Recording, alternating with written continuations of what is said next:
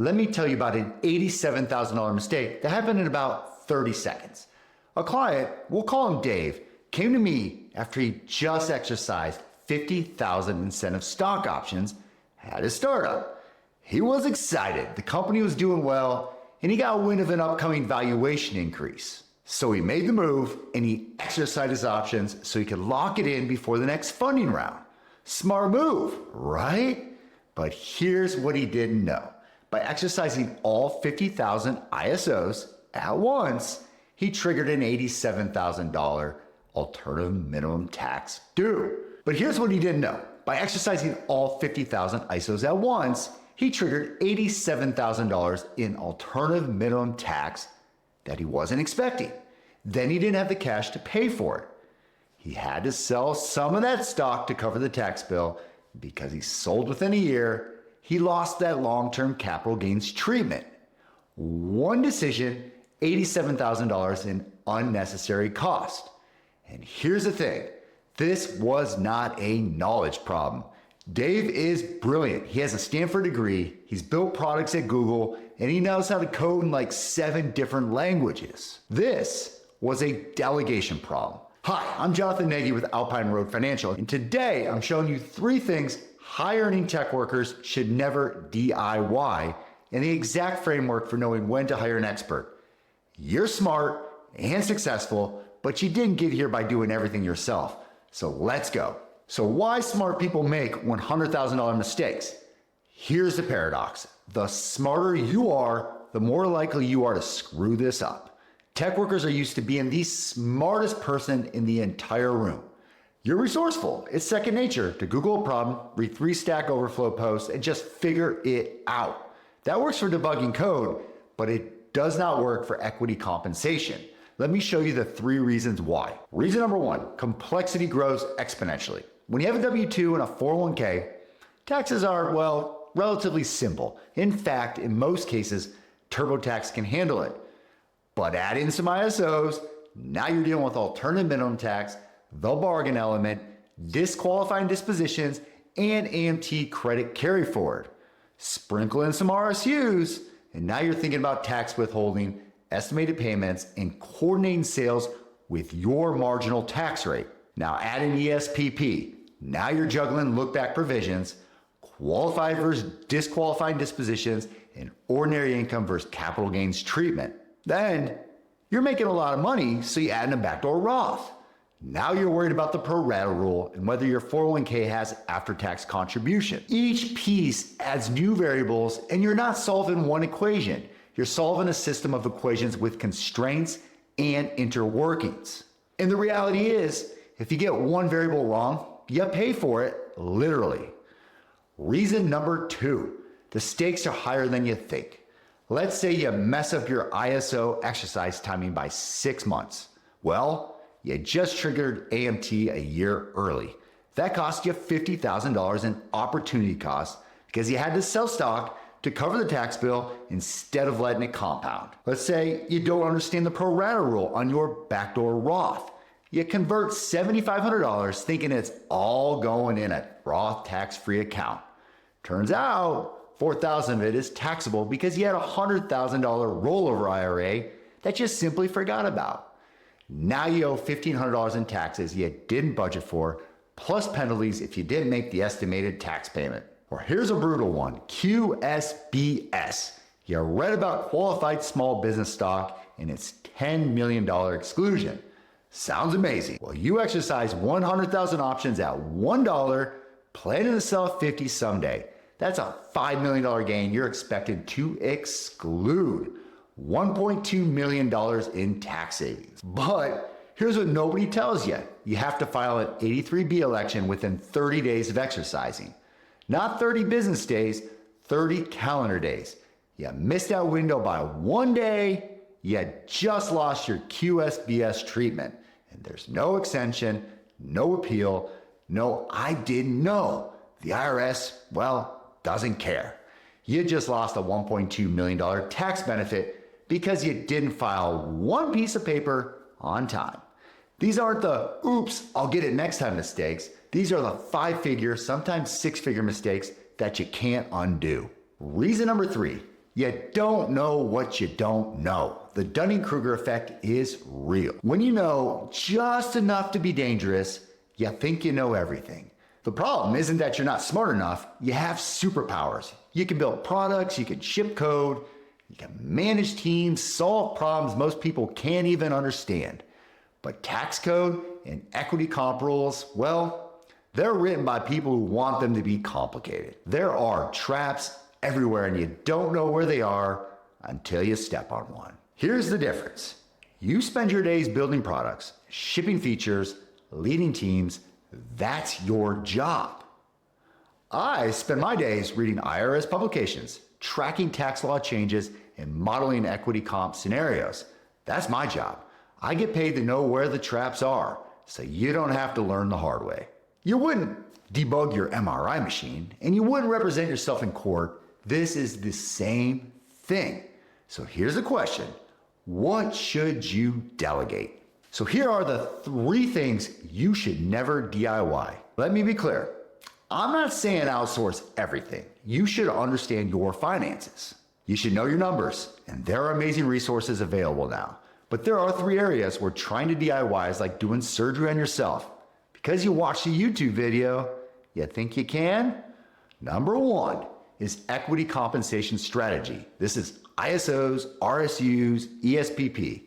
If you have equity comp, you need somebody who specializes in it.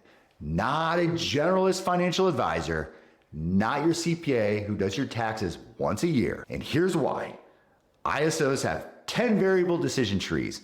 When to exercise, how much, when to sell, how to fund it, and how to manage AMT. You get one of those wrong, and you're gonna leave $50,000 to $100,000 on the table easily. You need someone who lives in this world every single day. Someone who's done this 100 times and knows where the traps are. That was Dave's mistake. He tried to DIY his ISO exercise. Well, he didn't model AMT, an $87,000 mistake. Number 2 is tax planning, not just tax prep. Tax prep is backward looking. You made $300K last year. Here's your tax bill. Sign here, please. Well, tax planning, it's forward looking. You're going to make $300K this year. You have RSUs vesting and you want to exercise some ISOs. Let's model 5 scenarios and figure out your optimal move. And most CPAs, well, they're great at tax prep. They're just not trained in proactive strategy. You need a tax planner, not just a tax preparer. Number 3 is concentrated stock positions. If you have more than 20% of your net worth in a single stock, especially your employer stock, you need a strategy. Should you sell? How much? Over what time frames? And should you hedge? What are the tax implications?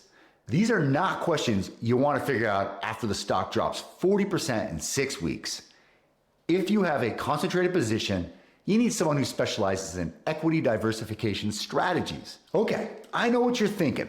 Jonathan, I get it. Equity comp is complicated, but advisors are expensive.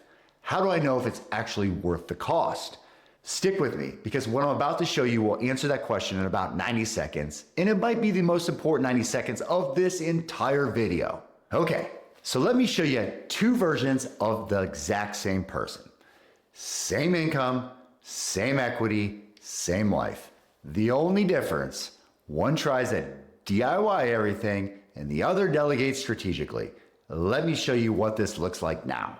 So on the left, we got Do-It-Yourself Dave, and on the right, we got Delegator Dave. Do-It-Yourself Dave, he spends about 40 hours researching everything. ISOs, AMT, backdoor Roth, ESPP rules, really digs in. Well, his hourly rate is $200 an hour based on his $400,000 salary. The opportunity cost is $8,000. Delegator Dave, he hires an advisor, $8,000 a year, but he spends those 40 hours on side projects or family.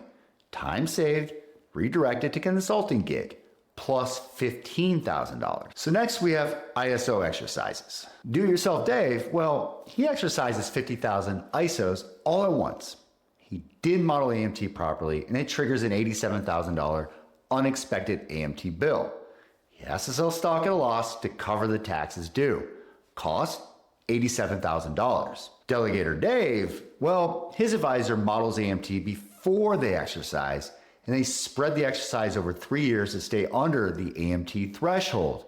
AMT triggered, $0, savings $87,000. And then we have the backdoor Roth. Do it yourself Dave, he reads about the backdoor Roth, thinks he sets it up correctly, but doesn't realize he has $100,000 in an old rollover IRA. Well, the pro rata rule applies. He converts $7,500, but $5,000 of that is taxable, which he didn't expect. He owed penalties for underpayment, and he misses backdoor Roths entirely in year 2 because he remains confused. Lost tax-free growth over 20 years, $30,000 plus. Delegator Dave, on the other hand, his advisor sets up automated backdoor Roths after clearing out his IRA first. He converts $7,500 a year for 2 years, which is $15,000. That grows to $58,000 tax-free in 20 years, benefit plus $30,000. And then we have tax penalties. Do-it-yourself Dave, well, he files taxes once a year, does not make quarterly estimated payments. Underpayment penalties every year, $2,000. Delegator Dave, his advisor sets up automated quarterly payments. Penalties, $0. And then we have company stock concentration. Do-it-yourself Dave, well, he holds 60% of his net worth in company stock. Stock drops 40% in the 2022 tech crash. He panics and sells near the bottom. Unrealized loss, $240,000. Delegator Dave, his advisor builds a diversification plan, which has them selling 20% a year for 3 years before the crash. They were still exposed, but only at 30% concentration. Loss avoided, $150,000. This leads us to our 2-year totals. Time cost. First, do-it-yourself Dave. Time cost, $8,000. AMT mistake, $87,000. Backdoor Roth miss, $30,000. Tax penalties, $4,000. Concentration risk, $240,000 for a total cost of $369,000. Delegator Dave, on the other hand, advisor fees, $16,000. Side income, $30,000. AMT saved, $87,000. Backdoor Roth benefit, $30,000. And a diversification benefit of $150,000. Net benefit, $281,000. So we have the same person, 2 different approaches with a $650,000 difference in 2 years. That's the ROI of delegation. Hey, it's not about whether you can figure this stuff out. It's about whether the cost of figuring it out the hard way is higher than just hiring someone who already knows it. And the answer is yes, by a factor of 40x. Now here's where Dave's story gets interesting. Because he didn't just fix the mistake, he turned it into a system that made him over 100K richer in 2 years since. Let me show you exactly what we did. After Dave made the $87,000 mistake, he came to me. We spent 3 months cleaning up the mess. Here's what we did. Step 1, we modeled his AMT exposure going forward. He still had 50,000 ISOs left. We figured out he could exercise 10,000 a year for the next 5 years and stay under the AMT threshold.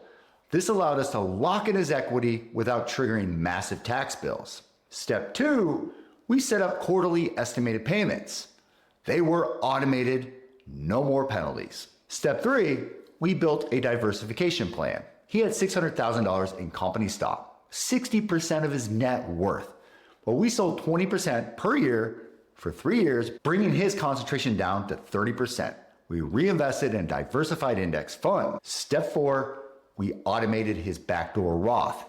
Every January, $7,500 to his traditional IRA and immediately converted to his Roth.